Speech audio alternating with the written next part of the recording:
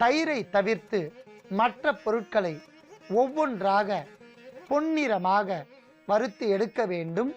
முதலில் சுக்கை பொன்னிறமாக வறுத்து எடுக்கலாம்.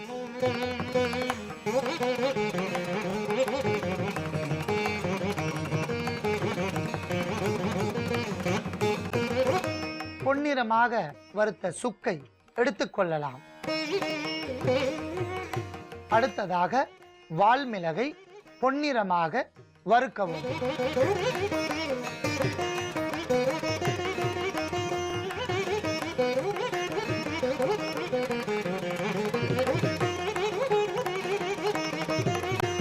பொன்னிறமாக வறுத்த வால்மிளகையும் எடுத்துக்கொள்ளலாம்.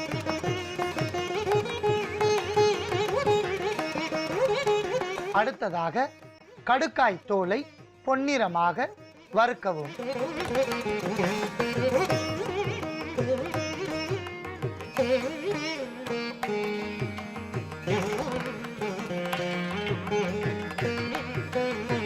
நன்றாக வறுத்த கடுக்காய் தோலையும் ஏற்கனவே வறுத்தெடுத்த பொருட்களுடன் சேர்க்கவும். அடுத்ததாக அரிசி திப்பிலியை பொன்னிறமாக வறுக்கவும்.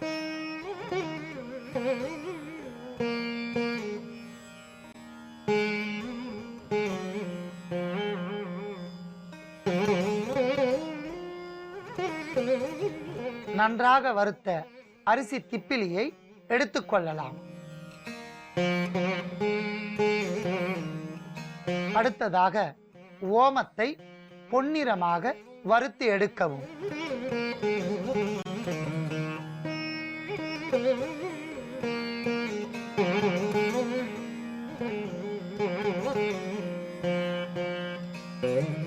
பொன்னிறமாக வறுத்த ஓமத்தையும் எடுத்துக்கொள்ளலாம்.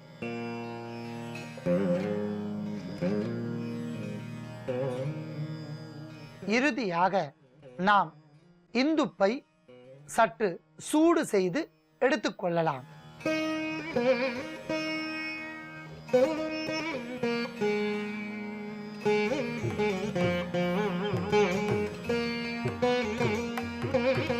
அற்புதமான முறையில் இந்துப்பும் சூடு ஆகிவிட்டன.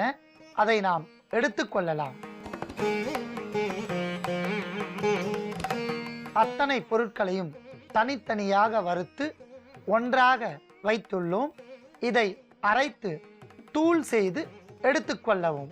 இந்த பொடியை இரத்த மூலம் மற்றும் மூலக்கடுப்பு என்கிற நோய் உடையவர்கள் எவ்வாறு பயன்படுத்த வேண்டும் என்பதை பார்க்கலாம். முதலில் பசுந்தயிர் 1 தேக்கரண்டி எடுக்கவும்.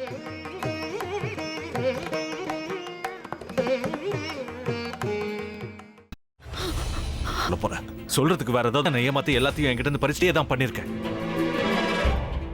ஏன் இப்படி பண்ண? யார் மேலேயாவது உயிரியே வச்சிருக்க முடியாதா? உனக்கு இதுக்காக நம்ம உறவை கூட மறந்துடுவீங்க. என்ன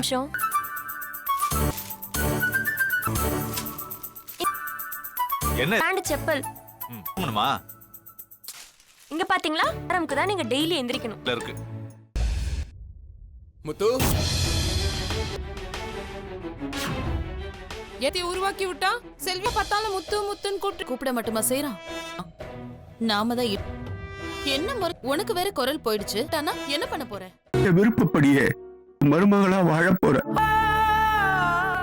என்னுடைய ஸ்தானம் அவன்